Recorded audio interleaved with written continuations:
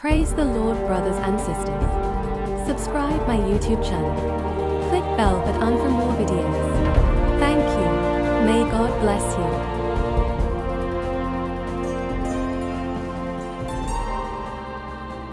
நீர் பேசும், நாங்கள் கேட்கிறோம். எங்களுடைய சிந்தனைகளை சிறைப்படுத்துகிறோம். தூக்க மயக்கம், அசதி, சோர்வு, பலவீனம் நீங்குவதாக இயேசுவின் பெயராலே. இப்பொழுதே எனக்கும் எங்களுக்கு நல்ல போதகராய் இருக்கிற ஆண்டவர் பேசும், நாங்கள் கேட்கும்படி செய்தருளும். இயேசுவின் நாமத்தில் பிதாவே, ஆமென். சொல்லுங்க, சத்தமா சொல்லுங்க, சந்தோஷமா சொல்லுங்க. நான் கன்வென்ஷனுக்கு போகிற இடமெல்லாம் ஒன்று கையை தூக்கி ஒரு அல்லையில சொல்லுவேன், இல்லைன்னா கையை தட்டி அல்லையில சொல்லுவேன். எந்த அளவுக்கு சந்தோஷமா நீங்க கேட்கிறீங்களோ அந்த அளவுக்கு அந்த இறை வார்த்தையின் நேரம் போகும். நீங்கள் அந்த சவுண்டு குறைஞ்சிருச்சுன்னா நானும் செய்தியை முடித்துக் கொள்வதற்கு அர்ப்பணம் செய்வேன். ஆகினாலே ஒரு கைத்தட்டி கர்த்தரை மகிமைப்படுத்துங்க பார்க்கலாம்.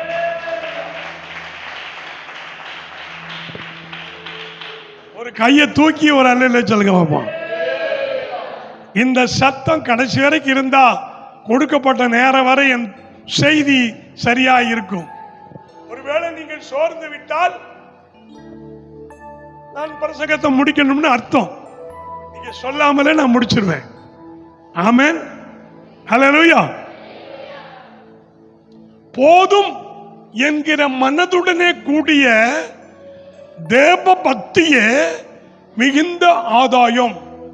இந்த வசனத்தை பிரித்து பிரித்து ஒவ்வொன்றாக தியானம் பண்ணி குறிக்கப்பட்ட நேரத்தில் முடிச்சிருவோம். கர்த்தர் நமக்கு நல்லவரா இருக்கிறார். ஆமென் சொல்லுங்க, ஹல்லேலூயா.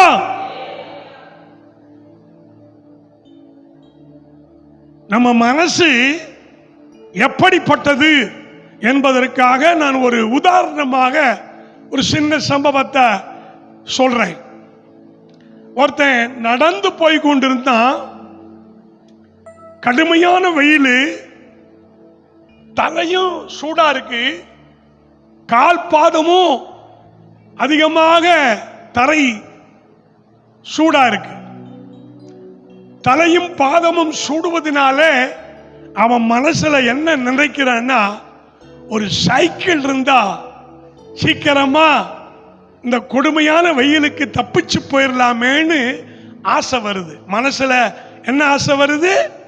நடந்து போகிறவனுக்கு ஒரு சைக்கிள் இருந்தா நல்லா இருக்கும்னு நினைச்சான். அந்த பக்கமா கொஞ்சம் நடந்து போனேன். ஒருத்தன் சைக்கிளை ஓட்டிக்கிட்டு போனான். தாத்தா ஓட்டின சைக்கிளா, அவங்க தாத்தா செத்து போறவங்க அப்பா ஓட்டின அதே சைக்கிளா. இப்ப பேரன் மூணாவது தலைமுறையாக அவன் ஓட்டிட்டு போறான். அந்த வண்டி ராசியான வண்டி, பூர்வ காலத்து வண்டி. இதை எப்படி அடுத்தவர்களுக்கு கொடுக்கறதுன்னு ஆசைப்பட்டு அதை போடாம விடாம விற்காம அதை ஓட்டிக்கிட்டு போனதுனால அது கடை கட்டி என்ன செய்கிறது? அந்த பெடல் அந்த மாதிரி உதறுது. ரொம்ப கஷ்டப்பட்டு போறான். மேடு வந்த உடனே ரொம்ப மிதிச்சு கஷ்டப்படுறான். இறக்க வந்த உடனே பிரேக் பிடிக்காம அவன் என்ன செய்யுது? போய்கிட்டு இருக்கு.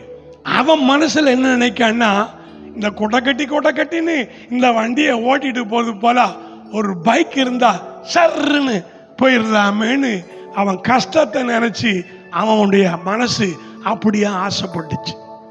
ஒரு பைக்கு கொஞ்சம் தூரம் கழிச்சு பார்த்தா இன்னொரு மனுஷன் பைக்கில் போய்கிட்டு இருக்கான். என்னதான் பைக்கில் போனாலும் அடிக்கிற வெயிலுக்கும் பெய்கிற மழைக்கும் நம்ம என்ன செய்ய முடியல, தாக்கு பிடிக்க முடியல. அதனால ஒரு மூடாக்கு போட்ட ஒரு கார் கிடைச்சிட்டா மழைக்கும் வெயிலுக்கும் நம்ம ஒதுக்கமா பாதுகாப்பா நல்லா போயிடலாமேன்னு அந்த பைக்கில் போறவன் காருக்கு ஆசைப்படுகிறான். ஒரு காரு கிடைக்காதா என்று ஆசைப்படுகிறான். காரில் பறந்து ஒருத்தன் வேகமா போறான். அம்பாசடர் காரு அந்த காலத்துல ஃபேமஸ். போறான், சர்ன்னு போறான். திடீர்னு குறுக்க ஒரு பிரேக் இன்ஸ்பெக்டர் வராரு. பிரேக் இன்ஸ்பெக்டர் தெரியுங்களா? எரும மாடுன்னு அர்த்தம். குறுக்க வந்துருது. இந்த எரும மாடு குறுக்க வந்த உடனே அந்த பைக்கை ஆக்சிலேட்டரை குறைச்சி பிரேக்கை பிடிச்சி அதை எரும மாடு விலகி போகிற வரைக்கும் பொறுமையா இருந்து அதுக்கப்புறம் அவன் போகும் பொழுது நினைக்கிறான், இந்த மாதிரி நம்ம கார்ல என்னதான் வந்தாலும் இந்த மாதிரி குறுக்க வந்த உடனே என்ன பண்றது, பெரிய பிரச்சனையா இருக்கு. தரையிலே போகாம அப்படி மேலாக்க பறந்து போகும்படி ஒரு ஹெலிகாப்டரோ ஒரு விமானமா இருந்தா எவ்வளவு நல்லா இருக்குன்னு அவன் ஆசைப்படுறான். இதுதான் மனிதனுடைய இருதயம், மனிதனுடைய மனசு. இதுதான் போதும், இருக்கிறது போதும், கிடைச்சது போதும், நமக்கு வந்தது போதும் அப்படிங்கிற ஒரு மனசு எந்த மனிதனுக்கும் வருவதே இல்லை. ஆகினால்தான் நம் மனசு என்பது மகா கேடும் திருக்குள்ளதுமான இருதயமாயிருக்கிறது. ஒரு வாசிங்க, ஸ்தோத்திரம். பிரசங்கி புத்தகம் 6ஆம் அதிகாரம் 7ஆம் வசனம். பிரசங்கி 6:7. மனுஷன் படுகிற பிரயாசம் எல்லாம் அவனுடைய வாய்க்கு தானே, அவனுடைய மனசுக்கு திருப்தி என்பது இல்லை. ஆனா வேதம் சொல்லுகிறது போதும் என்கிற மனது வேணும்னு நமக்கு ஆண்டவர் சொல்லுகிறார். ஆனா இருதயம், மனுஷனுடைய இருதயம் எப்படிப்பட்டது? அது திருப்தி அடையாதது.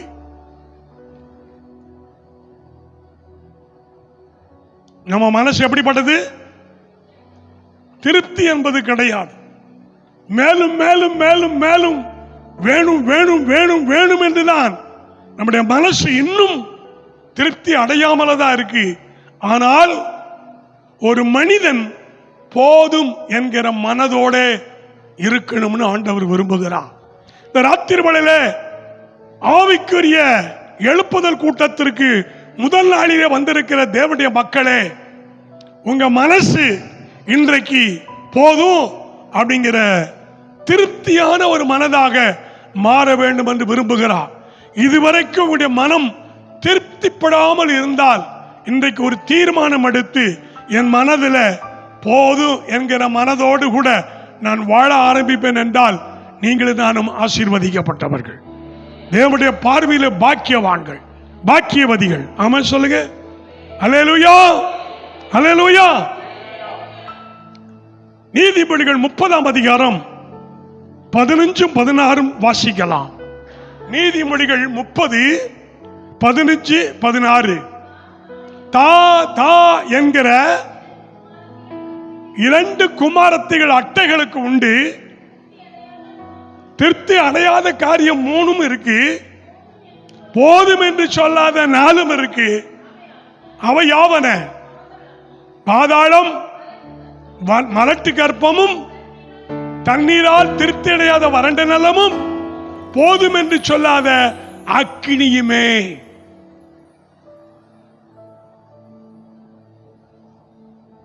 மலட்டு கற்பத்திற்கு போதும்னு நினைச்சியாது, திருப்தி வருவது கிடையாது. அட்டைக்கு 2 குமாரத்தின் இருக்கு. வறண்ட நிலம், எவ்வளவுதான் பெரிய மழை பெய்து வெள்ளக்காடு வந்தாலும் அடுத்த நிமிடத்தில் இந்த கரசக்காடுல வெடிப்பு விழுந்த அந்த நிலத்திலே அந்த தண்ணீர் உள்ளே போய் அது வறண்டுதான் மறுபடியும் போகும். வறண்ட நிலத்திற்கு எவ்வளவு பெஞ்ச மழையா இருந்தாலும் போதும் நினைச்சாது சொல்லாது.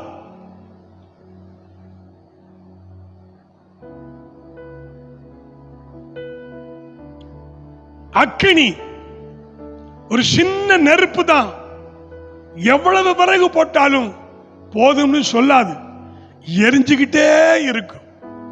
ஆகினாலே இந்த 4 வகையான காரியங்கள் திருப்தி அடையாமல் இருப்பது போலதான் மனுஷனுடைய ஒவ்வொரு இருதயமும் மனசுல போதும், கிடைச்ச மனைவி போதும், கிடைச்ச புருஷன் போதும், கிடைச்ச பிள்ளை போதும், கிடைச்ச வீடு போதும், கிடைச்ச வேலை போதும், கிடைச்ச வருமானம் போதும், என்று சொல்லி எந்த மனிதனுக்கும் திருப்தி வருவதில்லை.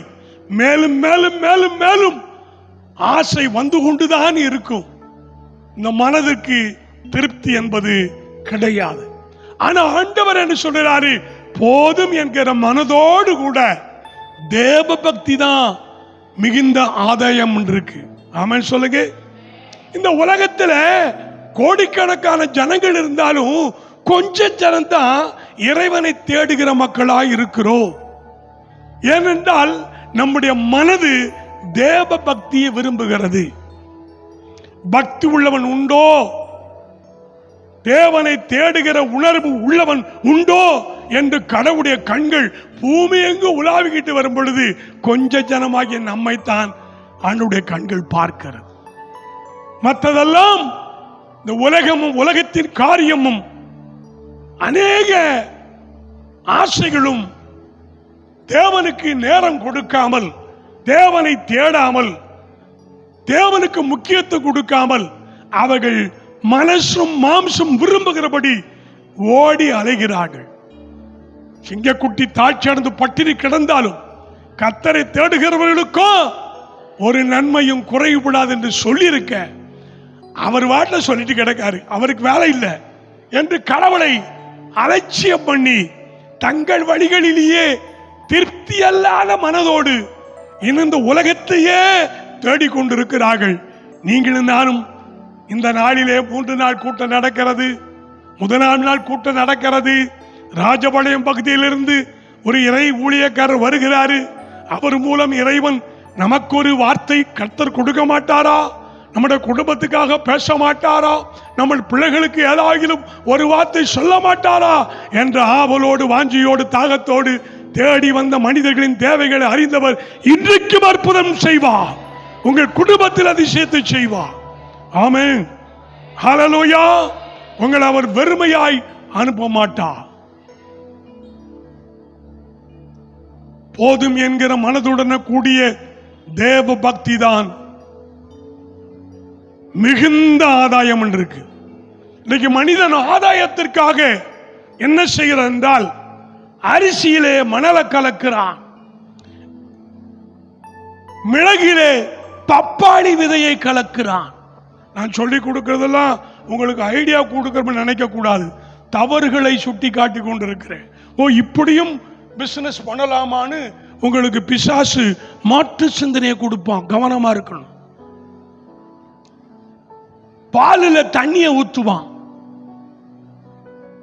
பாலில் தண்ணியை ஊத்துனா பரவாயில்ல, தண்ணியில பாலை ஊத்துறாயா?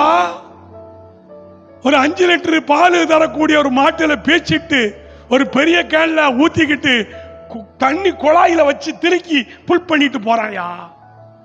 5 லிட்டர் பாலுக்கு 15 லிட்டர் தண்ணியை கலந்து 20 லிட்டர் விற்கிறான். 25 ரூபாய்க்கு பீச்சி 40 ரூபாய்க்கு விற்கும் பொழுது 15 ரூபாய் லாபம் கிடைக்கும் பொழுது அது போதும் மனது வரமாட்டேங்க.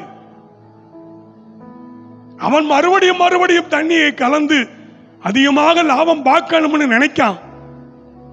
உண்மையிலேயே பால் வியாபாரம் பண்றது நல்ல தொழில் தான்.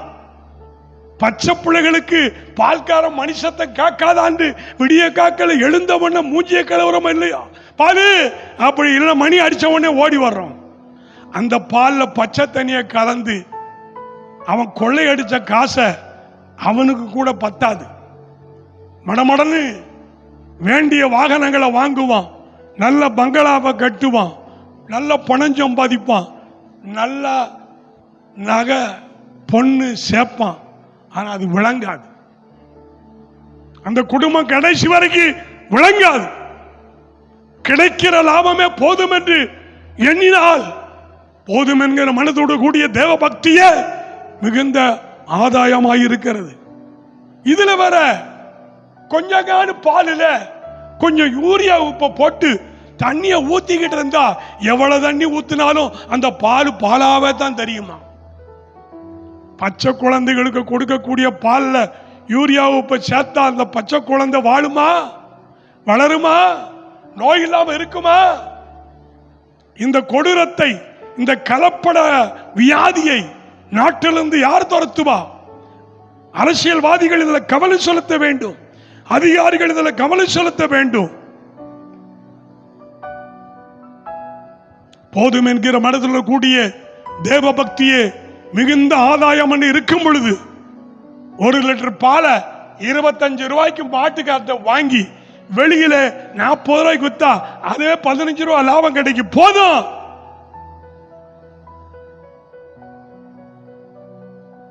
ஒரு 100 லிட்டர் வித்துனா 1500 ரூபாய் அவனுக்கு சம்பளம் கிடைக்கும்.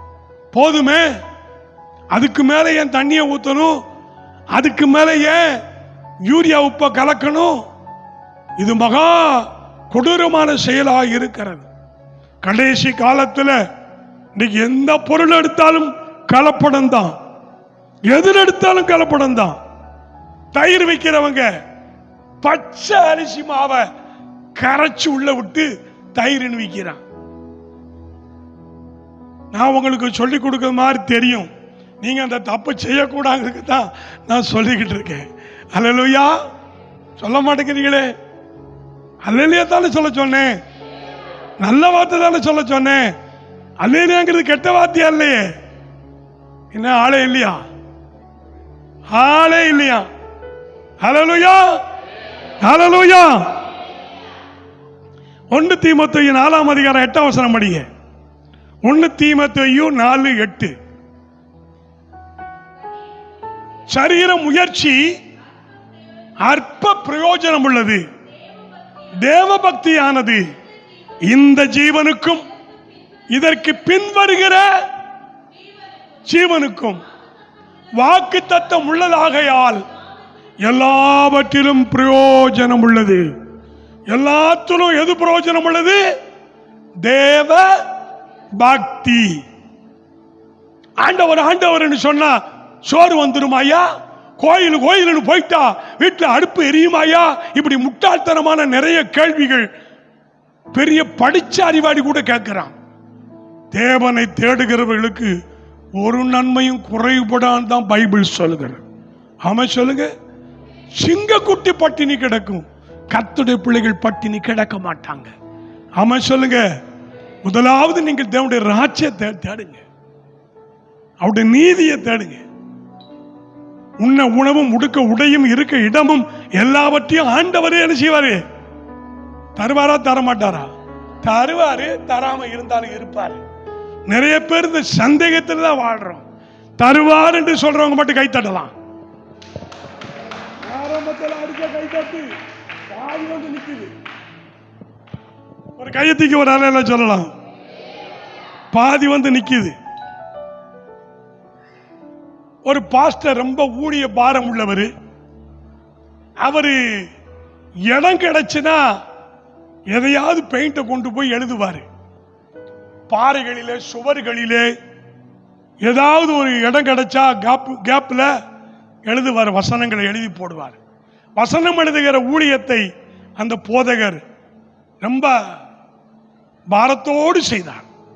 ஒரு நாள் ஒரு பாறையில போய் எழுதினார், பாவத்தின் சம்பளம் மரணம் அப்படின்னு எழுதினார். போறவங்க வாரவெல்லாம் பாவத்தின் சம்பளம் மரணமா, பாவம் செய்யக்கூடாதோ, செஞ்சுட்டா மரணமா அப்படின்னு படிச்சுட்டு போனாங்க. என்னைய மாதிரி ஒரு சுட்டி பைய அது போனா பார்த்தான், பாவத்தின் சம்பளம் மரணமா எழுதி வச்சிருக்க, அப்படி என்றால் போனஸ் எவ்வளவுன்னு எழுதினான். இவன் போனஸ் எவ்வளவுன்னு எழுதி ஒரு கேள்வியோடு போட்டான். இந்த பாஸ்டர் ஆத்ம பாரத்தோடு எழுதின வசனங்களை அவனாவது அழிச்சிருக்கானா? ஏதாவது மிஸ்டேக் ஆயிருக்கா? பார்வையிடும்படி போனார். போனா போனஸ் எவ்வளவுன்னு எழுதுனதை படிச்சு பார்த்துட்டார். உடனே கீழே எழுதிட்டார், பாவத்தின் சம்பளம் மரணம், போனஸ் எவ்வளவு? அதுதான் மறுமையின் வாழ்வு, ஜீவன், நித்திய ஜீவன். ஆமென். பாவத்தின் சம்பளம் மரணம், நம்முடைய கர்த்தராகிய இயேசு கிறிஸ்துவின் கிருபை வரமோ நித்திய ஜீவன், எட்டர்னல் லைஃப் என்று எழுதிட்டார்.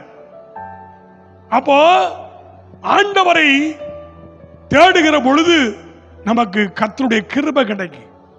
அந்த கிருபை வருமோ எட்டர்னல் லைஃப், நித்திய வாழ்வு கிடைக்கும். நம்ம எல்லாம் இந்த உலக வாழ்வை துஷ்டமா நினைக்கிறோம், அற்பமா நினைக்கும். நான் காலையிலிருந்து இங்க வர்றதுக்குள்ள 3 பாஸ்டர் இறந்துட்டான்னு எனக்கு SMS வந்துருச்சு. ஆமென் சொல்லுங்க. அப்படிப்பட்ட ஒரு உலகத்தில் இருக்கிறோம். ஆனாலும் ஐயாவுக்கு ஆண்டவர் தீர்க்காயுசு கொடுத்திருக்கிறார். இன்னும் நிறைய வேலைகள் அவர் செய்ய வேண்டியிருக்கு. பிள்ளைகளுக்கு செய்ய வேண்டிய காரியங்களை அவர் செய்யணும். அவிசுவாசம் கொன்றும், விசுவாசம் ஜெயிச்சிடும். நல்லா சொல்லுங்களே, கையை தூக்கி சொல்லுங்களே, ஹல்லேலூயா ஹல்லேலூயா.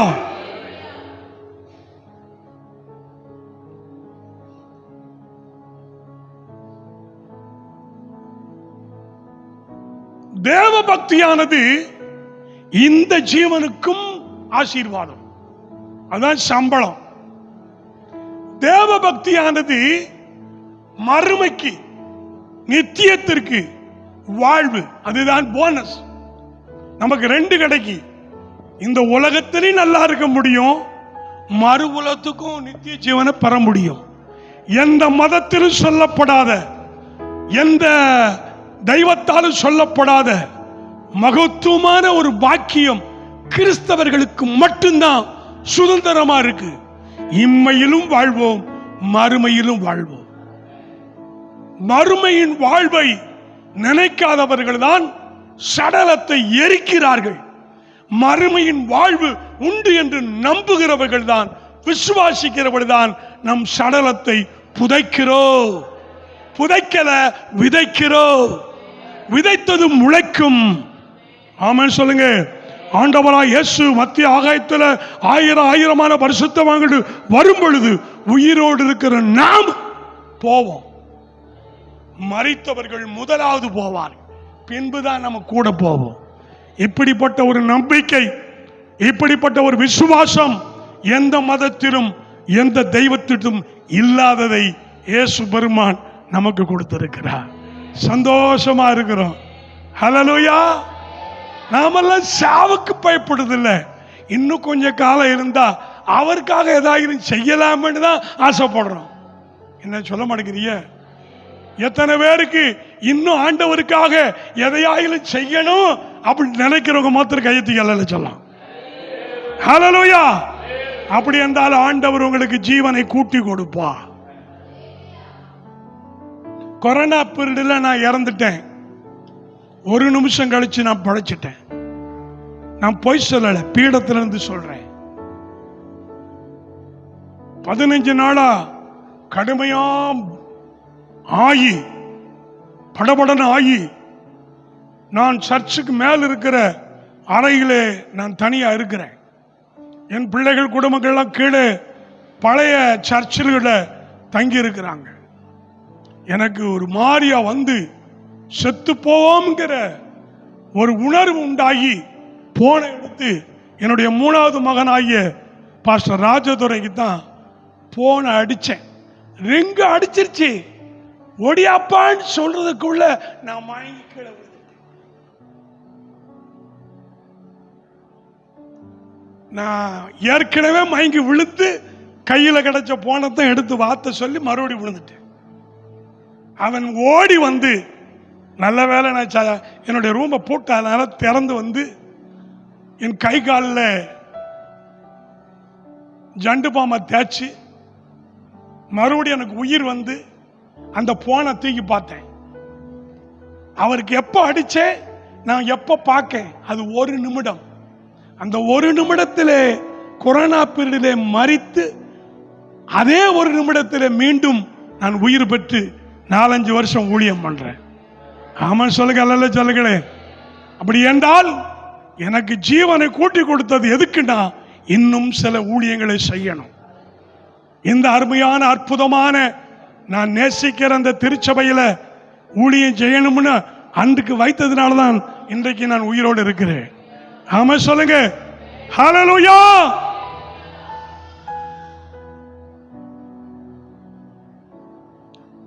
நம்முடைய தேவன் நல்லவர். ஆமாம் சொல்லுங்க. உங்களுக்கு டயர்ட் ஆயிடுச்சுன்னா நான் முடிச்சிருவேன். நீங்க உற்சாகமா இருந்தா நான் பேசிக்கிட்டே இருப்பேன். தண்ணி குடிக்காம 3 மணி நேரம் பேசுவேன். ஆனா நீங்க கேட்கணும். நீங்க கேட்கலன்னா நான் பேச முடியாது. உங்களை வச்சுதான் நான் பிரசங்கியாரு. நான் எப்படி இன்னைக்கு சபை ஃபுல்லா வந்திருப்பாங்க நான் நினைச்சேன். பரவாயில்ல, வந்தவர்கள் பாக்கியவாங்க. ஆமா சொல்லுங்க, ஹல்லேலூயா.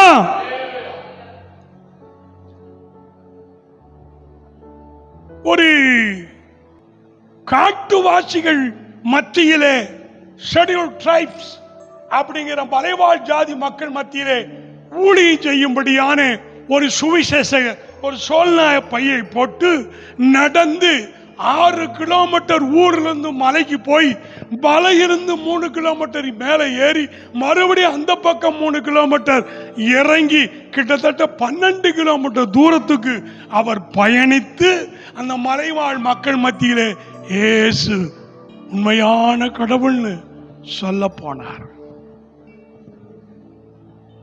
நடந்தது 6 கிலோமீட்டர், மலையில் ஏறினது 3 கிலோமீட்டர், மறுபக்கம் ஆதிவாசி இருக்கிற இடத்தை நோக்கி இறங்குவது 3 கிலோமீட்டர்.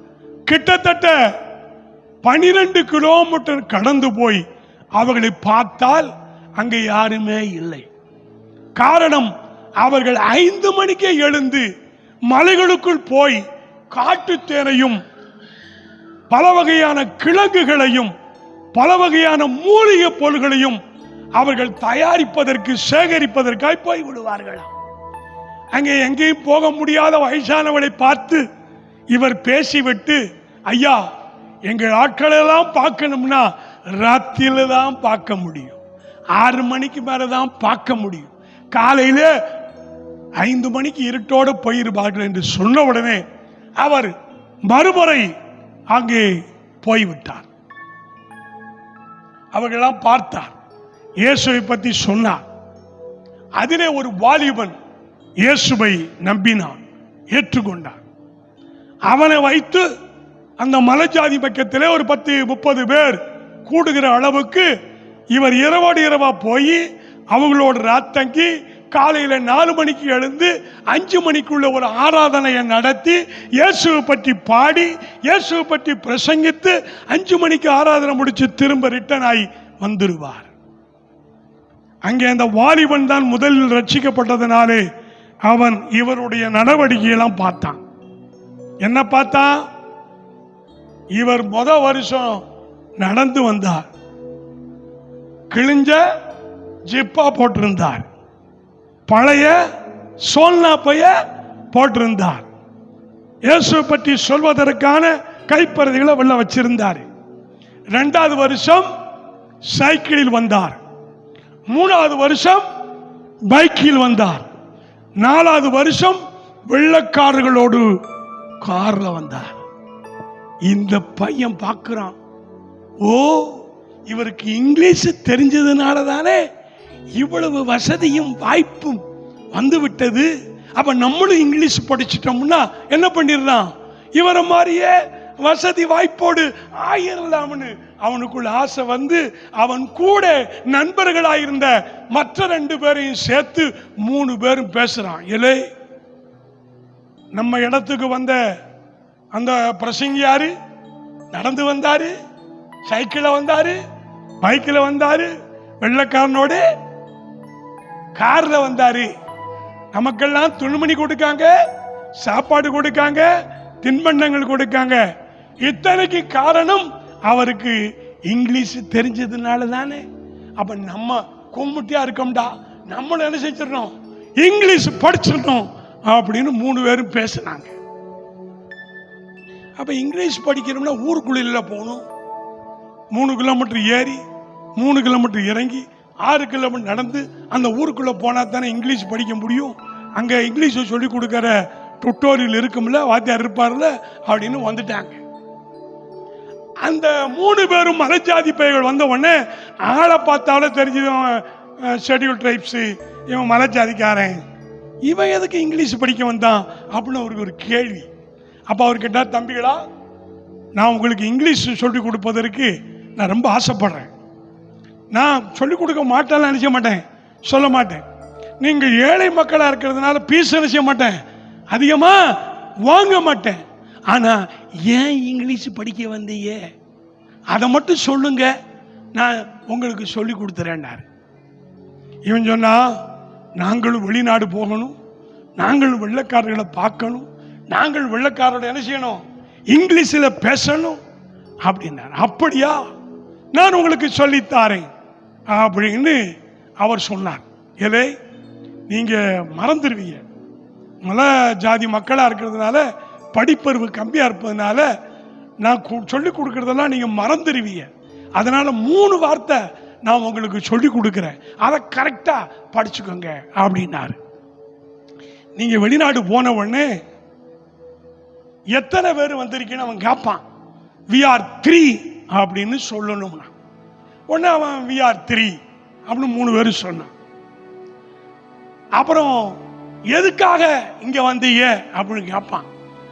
பணத்துக்காக, ஃபார் மணி அப்படின்னு சொல்லணும். ரைட், ஃபார் மணி 3 பேர் சொன்னான்.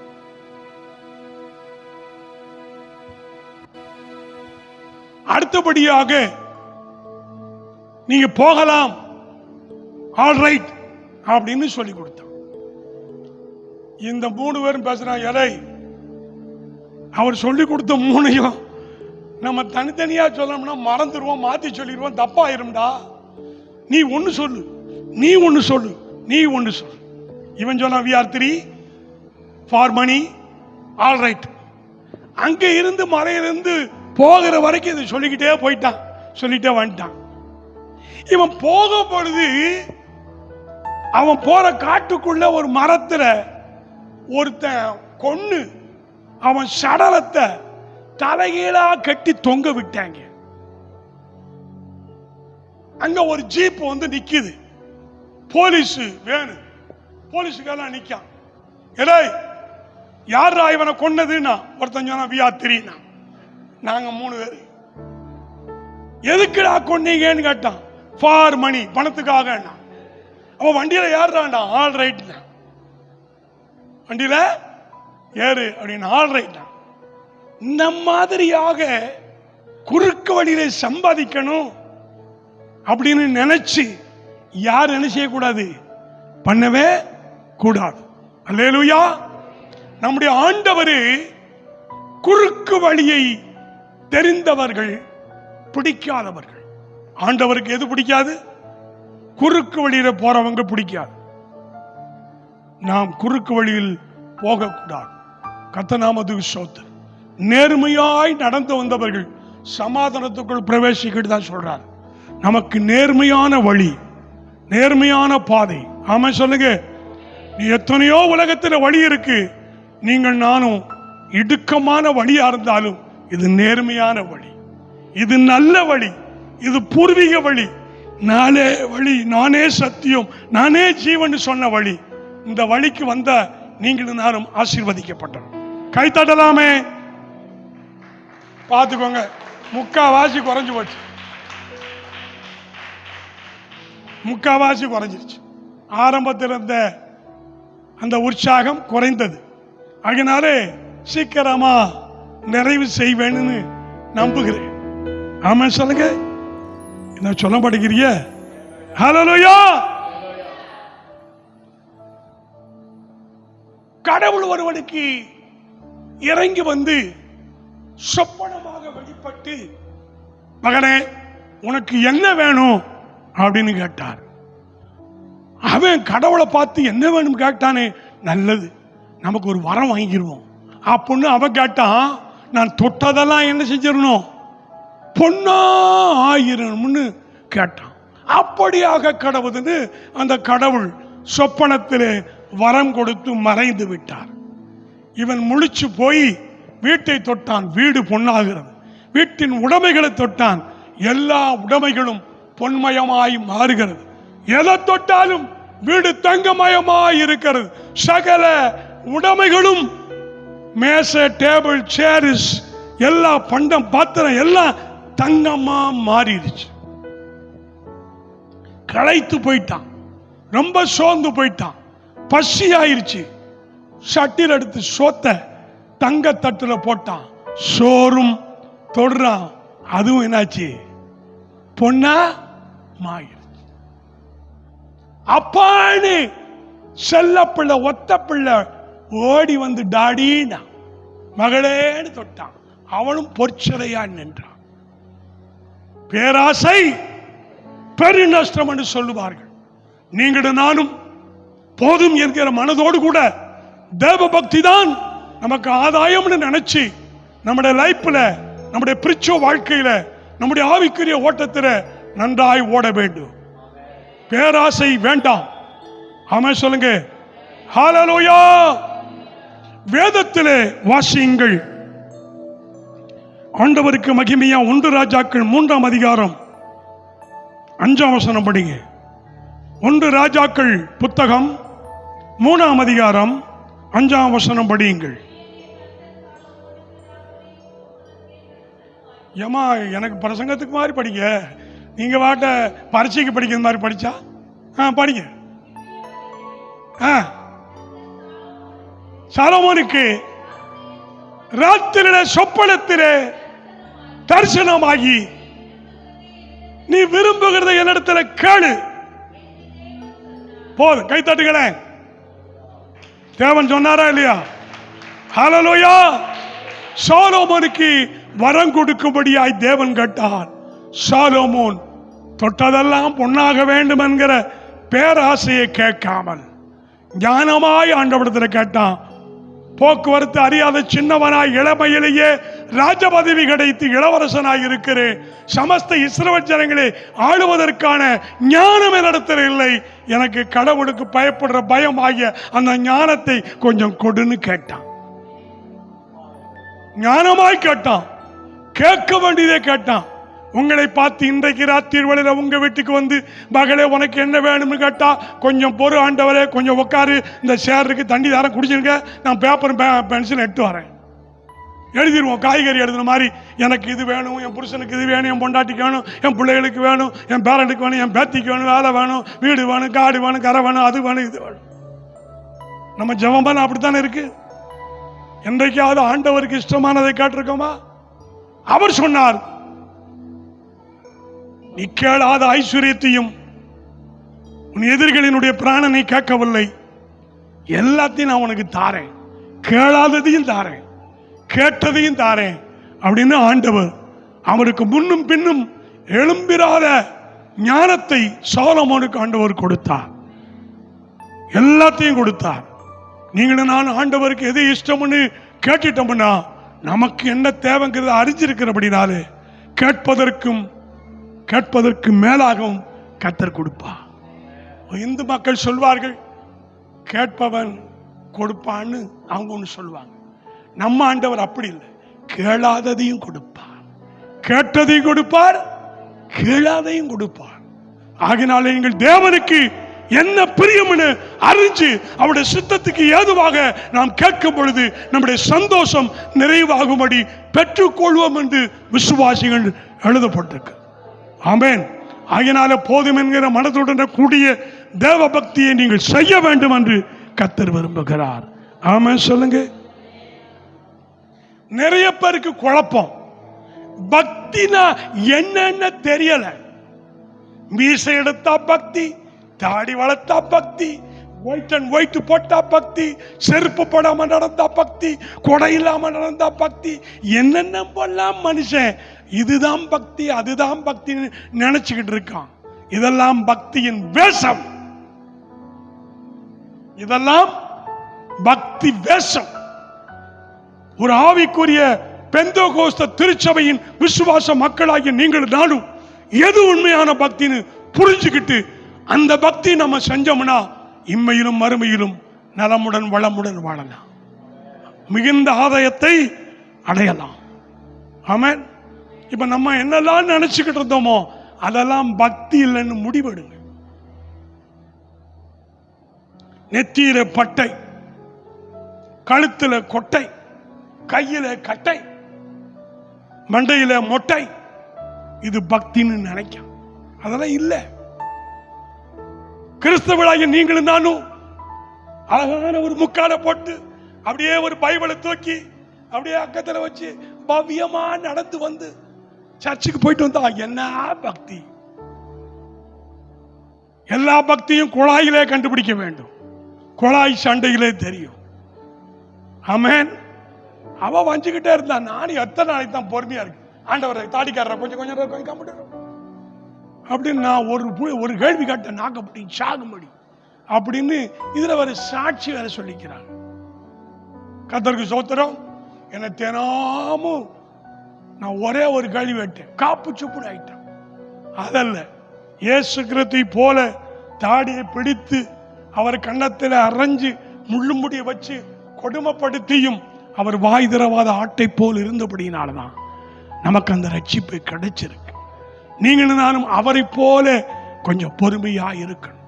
அவரை போல பொறுமையா இல்லாட்டாலும் அவருக்காவது கொஞ்சம் பொறுமையாய் வாழணும். ஆமென். பொறுத்தவர் பூமி ஆழ்வார், சாந்த குணமுள்ளவர்கள் பூமியை சுதந்திரிப்பார்கள் வேதம் சொல்லுகிறது. ஆகினால் அருமையானவர்களே, எனக்கு நேரம் முடிய போகிறது. ஆனா இப்பதான் பக்தினா என்னன்னு வந்திருக்கிறோம். அந்த பக்தியை என்னன்னு நான் சொல்லாம போயிட்டா இந்த பிரசங்கம் சொல்லியும் பிரயோஜனம் இல்லை. நான் சொல்லலாமா? ஒரு 10 நிமிஷம் இருக்கு, சொல்லிடலாமா இல்ல போகணுமா? இல்ல நீங்க சவுண்டு குறையிறீங்கல்ல, கை தட்டுறதும் அல்லையில சொல்றதும் குறைஞ்சிருச்சு இல்ல, இப்ப முடிக்கணும் தானே அர்த்தம். ஆமேன்னு சொல்லுங்க. என்ன ஆமேன்னு சொல்ல மாட்டேங்கிறீங்க? ஏன் நான் இந்த சபையை நேசிக்கிறேன், உங்களை நேசிக்கிறேன், ஐயாவை நேசிக்கிறேன், இந்த ஸ்தாபனத்தை நேசிக்கிறேன். என்ன நீங்க நேசித்த அல்லையில சொல்லலாம்ல? ஹல்லேலூயா. கர்த்தரை நேசித்த அல்லையில சொல்லலாம்ல? ஹல்லேலூயா. உயர்வானாலும் வாழ்வானாலும் தாழ்வானாலும் நாம் எப்பொழுதும் ஆண்டவருக்காக வாழுவோம். அவன் நல்லவர், அவன் நல்லவர். நம்ம மேல பொறுமையா இருக்கிறவன், நம்ம மேல அன்பா இருக்கிறவன், நம்ம மேல நிறைவா இருக்கிறவன், நம்மளை மறக்கவே மாட்டார். இவ்வளவு பெரிய தெய்வத்தை சொந்த தெய்வமா கொண்டிருக்கிற ஜாதி ஜனம், பாக்கியமுள்ள ஜாதி ஜனம் அல்லவனாம். பிள்ளை ஏன் வருத்தப்பட வேண்டும்? சந்தோஷமா இருக்கணும்ல, மகிழ்ச்சியா இருக்கணும்ல. ஆண்டோட சமூகத்தில் வரும் பொழுது ஆடி பாடி துதிச்சு அப்படியே குதூகலமா வரணும் இல்ல. அழுதுகிட்டு வந்தாலும் சிரிச்சுக்கிட்டு போகணும். ஒண்ணுமே இல்லாம வந்தாலும் ஆண்டோட ஆசீர்வாதத்தை சுமக்க மாட்டாம திரும்ப கொண்டு போகணும். ஆமென். கண்ணீரோடு விதைக்கிறவன் கம்பீரமாய் அறுப்பான் இருக்கு. அப்படி ஒரு அறுவடை இந்த ராத்திரி உங்களுக்கு தருகிறா, தந்து கொண்டிருக்கிறா. நீங்க அறியாமலே அந்த ஆசீர்வாதம் உங்கள் சிரசிலே ஊட்டப்பட்டு கொண்டிருக்கிறது. படிங்க, முடிச்சிருவோம். யாக்கோபு நிருபம் 1ஆம் அதிகாரம் 26, 27. உங்களிலே ஒருவன் நாக்கை அடக்காமல் தன் இருதயத்தை வஞ்சித்துட்டு தன் தேவ பக்தி, நான் தான் ரொம்ப பக்திமான், நான் தான் ரொம்ப பக்தியில ரொம்ப சூப்பர் அப்படின்னு சொன்னால் அவனுடைய பக்தி எல்லாம் வேஷம், வேஸ்ட், வீண். திக்கற்ற பிள்ளைகளும் விதவைகளும் படுகிற உபத்திரவங்களிலே விசாரிக்கிறது. உலகத்தால் தன்னை கரைப்படுத்திக் கொள்ளாதபடிக்கு காத்து கொள்ளுகிறதுமே பிதாவாகிய தேவனுக்கு முன்பாக மாசில்லாத சுத்தமான பக்தி. சுத்தமான பக்தினா என்னன்னு நீங்க வீட்டில் போய் யாக்கோபு நிருபத்தில் 1ஆம் அதிகாரத்தை 25, 26 நீங்க மறுபடியும் 26, 27 மறுபடியும் நீங்கள் வாசிக்கணும். வீட்டில் போய் உங்களுக்கு இன்னைக்கு ஹோம்வொர்க் யாக்கோபு 1, 26, 27 மறுபடியும் படிக்கணும். அதுல 3 பாயிண்ட் சுத்தமான தேவ பக்தினா என்னன்னு இருக்கு. ஒண்ணு, நாக்கு அடக்கணும். எதை அடக்கணும்? எதை அடக்கணும்? நாவை அடக்க வேண்டும். 2வது, திக்கற்ற பிள்ளைகள் விதவைகள் படுகிற கஷ்டங்கள்ல உபத்திரவங்கள்ல நீங்க ஹெல்ப் பண்ணணும், உதவி பண்ணணும். கிறிஸ்துமஸ் வருகிறது, உதவி பண்ணணும். நீங்களா ட்ரெஸ் போட்டு, நீங்களா வகை வகையா சமைச்சு, நீங்களா தின்னுட்டு, நீங்களா சித்திரக்கூடாது. ஏழை எளியவர்கள், அக்கம் பக்கத்து ரொம்ப வறுமையில் இருக்கிற பிள்ளைகளுக்கு சாப்பாடு கொடுங்க, துணிமணி கொடுங்க, காசு கொடுங்க. உங்களால் முடிஞ்ச உதவிகளை செய்யுங்க. திக்கற்ற பிள்ளைகள்னா அப்பா அம்மா இல்லாத பிள்ளைகள் அர்த்தம். விதவைகள்னா புருஷன் இல்லாதவ. ஒண்ணு புருஷன் விட்டுட்டு இன்னொருத்தைய கூட்டு ஓடி இருப்பான், இல்லைன்னா புருஷன் செத்து இருப்பான். அப்படிப்பட்ட விதவைகளை விசாரிக்கணும். அம்மா நல்லா இருக்கீங்களா, எப்படிமா சாப்பிடுறீங்க, உங்க பிள்ளைகளை எப்படிமா வளர்க்குறீங்க, எனக்கு ரொம்ப கஷ்டமா இருக்குமா, எங்களால தினமும் உதவி செய்ய முடியாது, ஏதோ இந்த ஒரு முறை பண்டிகைக்காக கிறிஸ்துமஸுக்காக நாங்க ஒரு உதவி செய்யறோம்னு நீங்க செஞ்சீங்கன்னா, ஏழைக்கு இறங்கிறவன் கர்த்தருக்கே கடன் கொடுக்கிறான். யாருக்கு கடன் கொடுக்கிறான்? ஆண்டவருக்கே கடன் கொடுக்கிறான் முதலாளி. யாரு? ஏழைக்கு உதவி செய்கிறவன். நீங்க தான் கடவுளுக்கே கடன் கொடுக்கிற முதலாளிகள், பணக்காரர்கள். ஆனா கடவுள் நீங்கள் ஏழைகளுக்கு கொடுக்கும் பொழுது அது எனக்கு கொடுத்தேன்னு அவர் நினைச்சிட்டார்னா கடனை திருப்பி கொடுக்காம இருக்க மாட்டார். நீங்கள் கொடுத்ததற்கு மேலாக உங்களுக்கு திரும்பி அளந்து போடுவார். மடி தாங்க கூடாதபடி கர்த்தர் கொடுப்பார். ஆமென் சொல்லுங்க.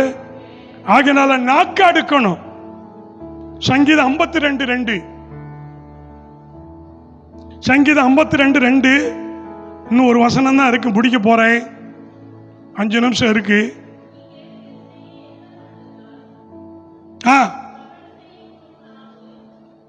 எப்படிமா? கபடு செய்யும் நாவு தீட்டப்பட்ட சவரங்கத்திற்கு ஒப்படையாய் இருக்கிறது. பார்பர் ஷாப் கடையிலே சலூன்ல இப்பதான் பிளேடு வச்சு ஷேவ் பண்றாங்க. முன்னையெல்லாம் ஒரு கத்தி வச்சு ஷேவ் போடுவாங்க. அந்த கத்தியை வச்சு அப்படி ஷேவ் பண்ணும் பொழுது அப்படின்னு வலிச்சிச்சுன்னா கொஞ்சம் வெயிட் பண்ணு, அங்க ஒரு பட்டை தொங்கும். இந்த கத்தியை அந்த பட்டையில வச்சு அப்படியே தீட்டலாம். தீட்டப்பட்ட சவரங்கத்திக்கு ஒப்பனையா இருக்கிறதாம் யாருடைய நாவு? நம்முடைய நாவு. அப்படியே ரோமத்தை எடுக்கிறது மாதிரி நம்முடைய சவரன் கத்திக்கு சமமா இருக்கிற நம்ம நாக்க ஆயுள் சக்கரத்தையே கொளுத்திருமா.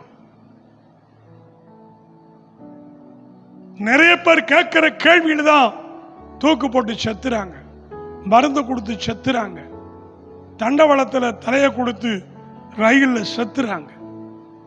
நம்ம நாக்கு கொலை செய்வதற்கு சமமான ஒரு தீட்டப்பட்ட சவரங்கத்தியா இருக்கு. நாக்கை அளவோடு பயன்படுத்த வேண்டும். நாக்கை ஒருவனாலும் அடக்க கூடாதுன்னு எழுதப்பட்டிருக்கிறது. ஆமென் சொல்லுங்க. யாக்கோபு 3:8 படிங்க. யாக்கோபு 3:8. புரியல. நாவை அடக்க ஒருவனாலும் கூடாது. போதும், யாராலும் கூடாதான். அப்ப பாஸ்டர் நீங்க, ஆமா நான் அப்பல வானத்துல இருந்த விழுந்தவன், நானே எங்க அம்மா வாத்திர பார்த்தவன் தானே, நான் விழாவில இருந்து வெடிச்சிட்டு வரலையே.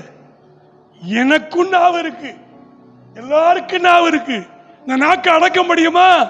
அடக்க முடியாது. ஆகையாலதான் தாவீது சொல்றான், ஆண்டவரே என்னுடைய நாவுக்கு காவல் வையும்னு சொல்றான். ஆமென் சொல்லுங்க. ஹல்லேலூயா, ஹல்லேலூயா. அப்போ நாக்கை அடக்கணும். அது தீட்டப்பட்ட சவரங்கத்திக்கு ஒப்பனையா இருக்கிறது. அது ஒரு தீக்குச்சிக்கு சமமா இருக்கிறது. அது அடங்கா பிடாரியா இருக்கிறது. அந்த நாக்கு அடக்கிறதா உண்மையான பக்தி.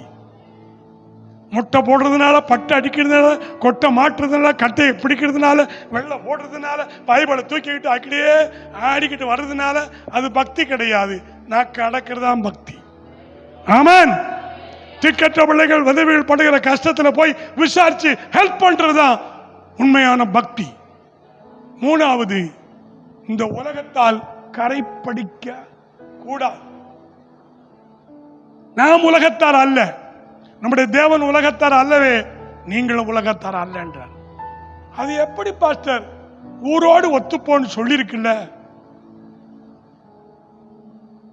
ஊரோடு ஒத்துப்போன்னு சொன்னா அவருடைய வழிபாட்டு முறைகளிலே போகக்கூடாது, அவருடைய கலாச்சாரத்தில் போகக்கூடாது, அவருடைய பாரம்பரிய சடங்காரச்சத்துக்குள் போகக்கூடாது.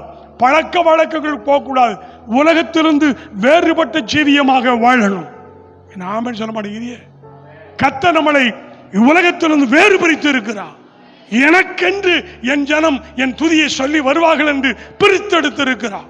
நீங்கள் நானும் பிரித்தெடுக்கப்பட்ட ஜனமாய் உலகத்துக்கு ஒத்தாய் வாழாதபடி தேவனுக்கு ஏற்ற பிள்ளைகளை வாழ, அதுதான் உண்மையான பக்தி. இந்த உண்மையான பக்தியோடு கூட தேவ பக்தி தான் மிகுந்த ஆதாயம். போதும் என்கிற மனதோடு இந்த உண்மையான தேவ பக்தியோடு நாம் ஆண்டவருக்காக இருந்தோம்னா அதுதான் இம்மையிலும் மறுமையிலும் நமக்கு கெயின், நம்முடைய வாழ்வு வெற்றி. இல்லை என்றால் நம்முடைய பக்தி வேஸ்ட், வீண். எழுந்து நிற்போமா?